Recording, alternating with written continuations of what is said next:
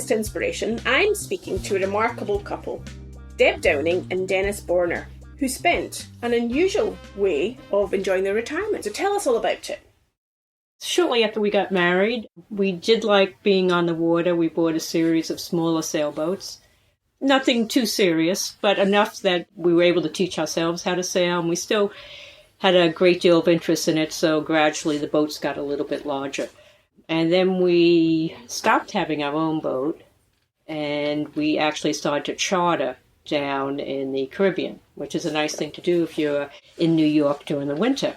We did that for about 10 years and became very friendly with the captain and his mate. They had a Morgan 49. They only made 10 of them. Charlie Morgan was a big boat maker in Florida at that time. And sort of like a seed was implanted because we just enjoyed being down the Caribbean. We enjoyed the lifestyle, the people we were meeting.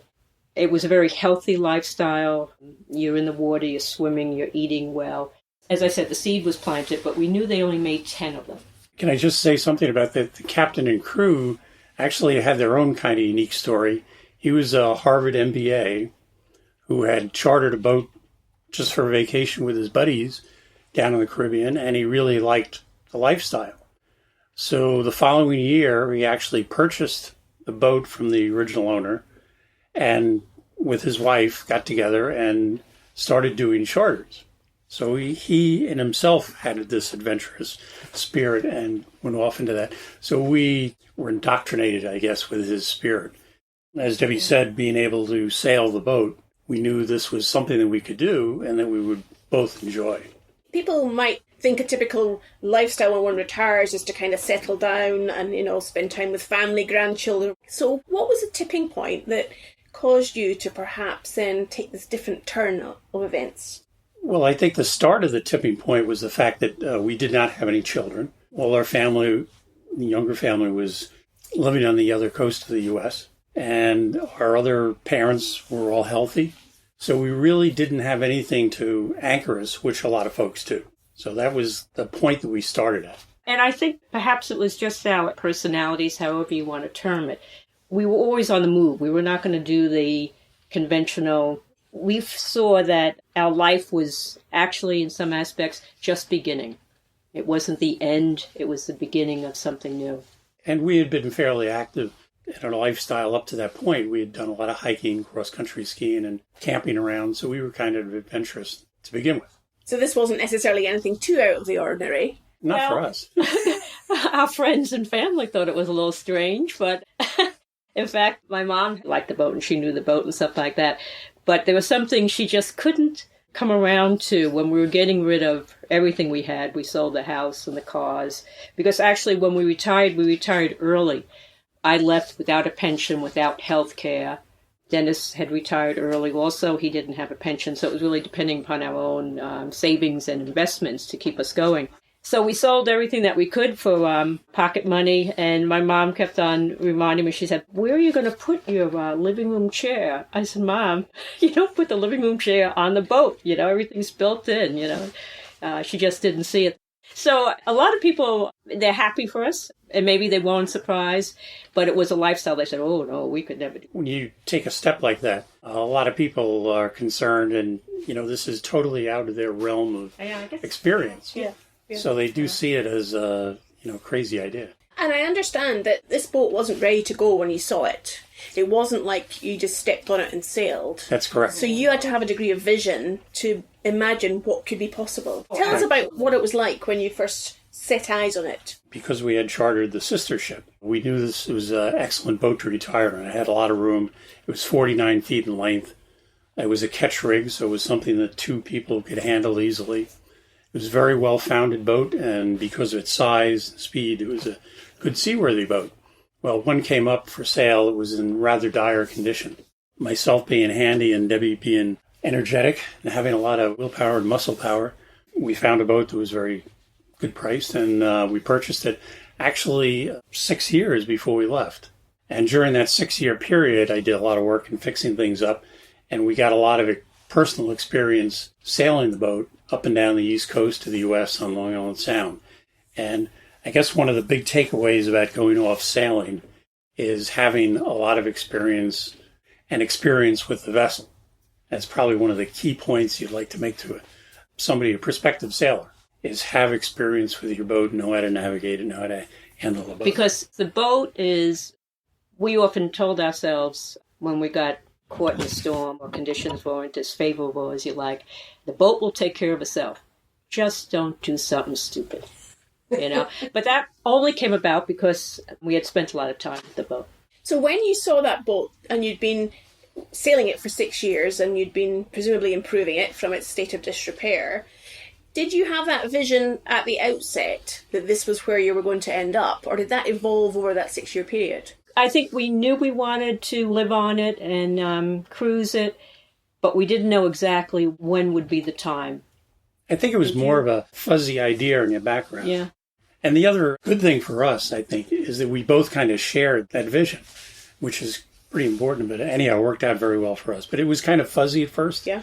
And it didn't come in focus until later on.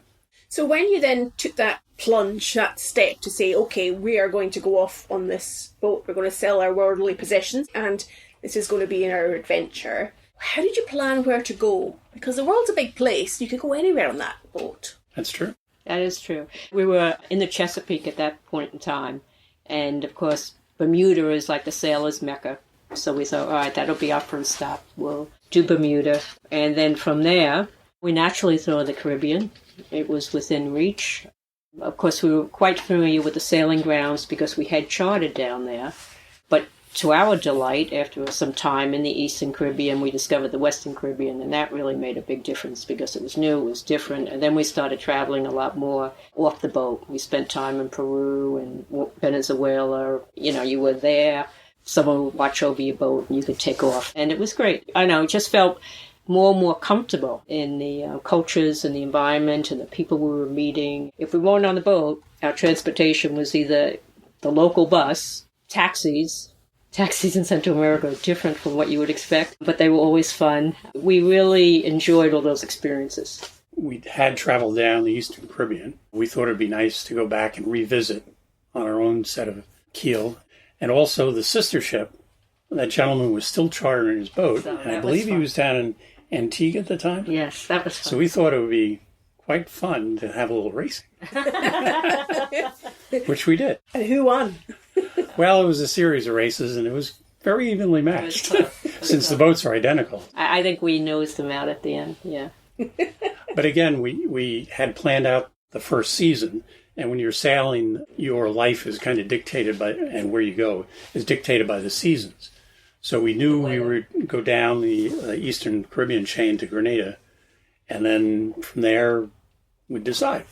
Well, we ended up in Trinidad, which is all the way down at the end of Eastern, and spent the rainy season there. And then the following season, we went back up to Martinique because the food was excellent. Yeah. But you become very fluid.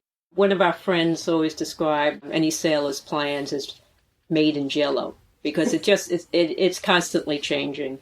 You take advantage of the opportunities that come up. And the weather. And the weather. Imagining that there may be quite a community of people who tend to be sailing in the Caribbean. It wasn't a completely solo activity. No, in fact, it was the whole environment of going off on your own and stuff is kind of a filtering media. So when you go into the sailing community, you find a very diverse set of people that all kind of have common traits. So yes, there was a whole subculture community of sailing folks. And we were introduced to that in December 23rd down in the American Virgin Islands, St. John, where they were setting up a Christmas gathering. They call it a GAM in sailing. So initially we went down there knowing nobody, finding that we actually did know a couple of people because they came from the Chesapeake and met, hundreds of other folks right off from the get-go. One of the most enjoyable aspects of sailing, there were quite a few of them. The people you met when you are living on land, or dirt dweller, as we refer to the people living on land, because of your income perhaps, or your religion, or your ethnicity, or your interests, it kind of dictates where you live, or your career. But when you're on the water, you share that water with the multi-million-dollar yacht, And then on the other side of you may be a 28-foot folk boat that came from Holland. So that diversity was just absolutely incredible. And different people and the perspectives that you got, I found it extremely enjoyable. We met people that we would have never met if we were still on land. And yet, as Dennis said, that multi-million-dollar yacht, when everybody would get together and the topic was anchors, everybody was talking about anchors. So you realize, I guess the important takeaway is people are much more similar than different. But a lot of times we don't have the opportunity to see that. And what you're saying is when you have that shared interest, that allows people to, that diversity to shine whilst having that common interest. Yes. Right. And it's much more social than we've found in other situations, in that your only mode of transportation when you're anchored is a dinghy. And you find yourself immediately either going around and saying hello to other folks, or what is typical is they would come over and say hello to you if they hadn't seen you. Or if you've met them before, it's old homecoming. Yeah. The other cruises became your family, really. I can imagine that. Now, you're making it out to be a wonderful experience. You're giving us all the upsides here. But I bet there are also some challenging times. I wonder if you could share with us some of those difficulties that you faced and how you overcame them. It's a bit of work. It's like a little house on the prairie, in that you have to get up every day and chop the wood. Of course, we're going to chop wood, but there's maintenance on the boat. You're actually constantly on watch because we were at anchor. So if the weather changed or shifted, you had to make sure that you weren't dragging anchor. There's always repairs on a boat. We would provision for quite a while, and we used the big canvas bags. We call them ice bags, the heavy-duty LO bean. And you would go into town, hop on the local bus, get to a supermarket, try to put everything you needed into those 2 bags, and hop back onto the bus. And that would take almost the entire day sometimes. There were a lot of tasks like that, but if it was something that you want, you're going to do it. And I think that's the key thing.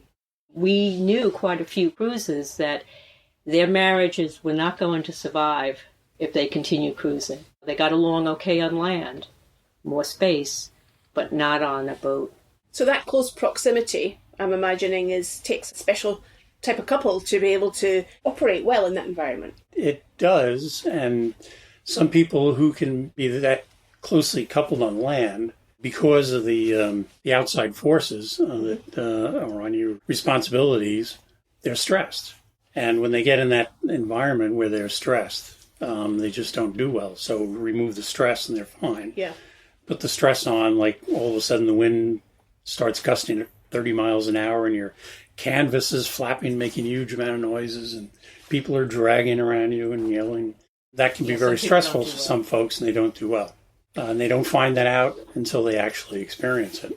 So it's almost about stress management as a skill, whether it's on dry land or on a boat. That ability to be calm under pressure sounds like that's an important characteristic to have. I think it is, and an important aspect of that is how much you trust your partner. When we sailed overnight, we always maintained a watch. There was always someone up on deck. And we maintained a 3-hour on, 3-hour off. It would not do well for us if I was fearful when Dennis was up, or vice versa. You have to trust the other person. And it's not something that you kind of like sit down and spell it out. And it's just like an implicit, whatever you are going to do is going to be a good decision. If we're both up, then we'll mutually come up with a decision-making. But you do have to trust the other person. And your responsibilities are for sailing the boat, navigating the boat, keeping a watch for other vessels, and keeping a watch on the boat itself to make sure that it's secure. So it's a lot of things you need to learn. You do need to trust your partner. And just the corollary to that, it was difficult to find like a hairdresser on the anchorages where we were at. In fact, we usually seeked out anchorages where there weren't any towns around. So, especially from a female perspective, to me, that's the ultimate test of trust. When your mate, your husband, has the scissors in hand and he's going to cut your hair. What's interesting is that we still, even though we're land dwellers now, we still cut each other's hair. I haven't found a hairdresser like Dennis, so he continues doing it. Mr. Dennis. Mr. Dennis. What a skill to learn, Dennis. And we actually Something did. I didn't think about. No, because that was one thing we had not thought about, and we certainly didn't have any books to learn, and there was no, at that time, YouTube. So we just kind of started doing it. Yeah. Which brings up another point, that there are a lot of skills you think you know all about because you've read all the books and studied all the charts that you need to, went to the seminars. There's a whole gamut of information that you just learn, and the only way to learn it is by experience. That was kind of fun. Well, as you said, this isn't the end of your life, it's the beginning of another adventure. Exactly. So I'm imagining there's a lot of learning to be done. Yes.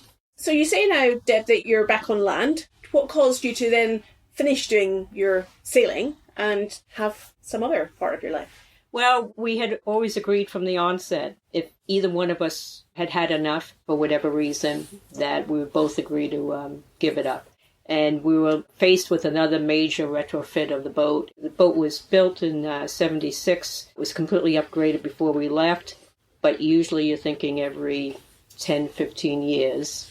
While we were sailing, we were still doing maintenance and repairs. In fact, when we were in Venezuela, remember, we re-rigged the entire boat ourselves. We were really faced with a lot of, we would have had to get new sails. So we started thinking about it. Dennis, you expressed some interest. You wanted to go camping up in Alaska. I think you wanted a little bit more of a change. So we decided, that's it. We kept the boat in the Chesapeake. We did the car camping in Alaska, and that was great fun. We came back. We were sailing around the Chesapeake. First winter comes, we get through that. Second winter comes, I turn to Dennis and say, I'm getting too old for this because it was too cold. It was ice on the boat. It isn't really fun. So we went down to visit friends in Florida and thought Florida is a pretty good spot to be. So we did sell the boat 3 years ago. And now we have a small RV. So that's where we do our exploring now. They call it trading keels for wheels. So it's a common thing people do. So how do you find now living on land compared to living at sea and having the water around you? It's different.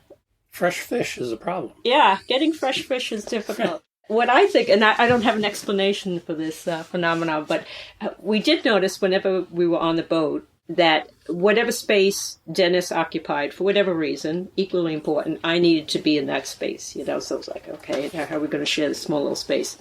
To our surprise, when we got into a house, at least for the first year, the same thing was occurring. We needed to be in that same little space.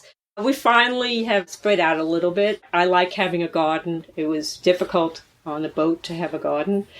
And I'm into watercolor painting now, which is a story I enjoy because I never thought I could be an artist. I never thought I had the talent. I had no interests. I didn't have much art education when I was growing up, so I just kind of dismissed myself. I couldn't do something like that. We were down in Bocas del Toro in Panama, and a woman announced that she had some extra supplies. She was a watercolor artist, and if anybody wanted to try their hand, to come down to the local bodega. And for whatever reason, that time, I decided I'm going to give it a try. And one of the nicest things is when you can rediscover yourself, like in your mid-50s, late 50s. So I've continued with that. So we've kind of gotten other interests to make up for it. We keep in touch with a lot of cruising friends. A lot of them now are back on land. And I just want to add, while Debbie was doing art, in the cruising community that was at that marina, there was a guy who was a professional juggler. He performed on the streets in San Francisco and in Florida, Key West. So he was willing to teach me and a couple other people how to juggle. So while Debbie was learning art, I discovered juggling. So. Not that I'm highly skilled, but I can keep three things in the air. What talent you're developing between the two of you. Well, you never know what you're going to come out with. Yeah. I'm wondering, in terms of listeners who may be thinking themselves about taking a step into the unknown, perhaps doing something new, going on an adventure, what lessons or reflections have you gained from your experience that you would think would be useful for them to consider? I truly believe that if you really want to try something new, something that you've never done before, or that you can truly do it, you have to have the confidence to believe in yourself, and along with that belief, Of course, you do all the necessary preparations. You know, if you need to study some skill that will get you there, you're going to do that. If you need to read books or learn topics that you never knew before, you'll take that course of action. Can I just make an analogy? Mm-hmm. My analogy would be like stepping off the high board at a swimming pool. You know, you read the books, you find out that actually you can go off a high board and not die. Keep your mouth shut. And keep your mouth shut, hold your nose. But at some point, you're going to walk out to the end of that swim platform and you're going to take that leap.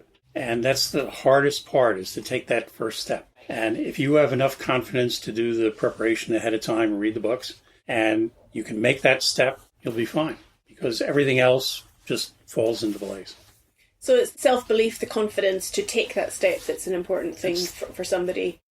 So if you were reflecting back on all of your experience, your decision to go sailing, to be away for that significant period of time together, travelling to these new countries, what do each of you think you've learned about life and yourself through that experience that you had?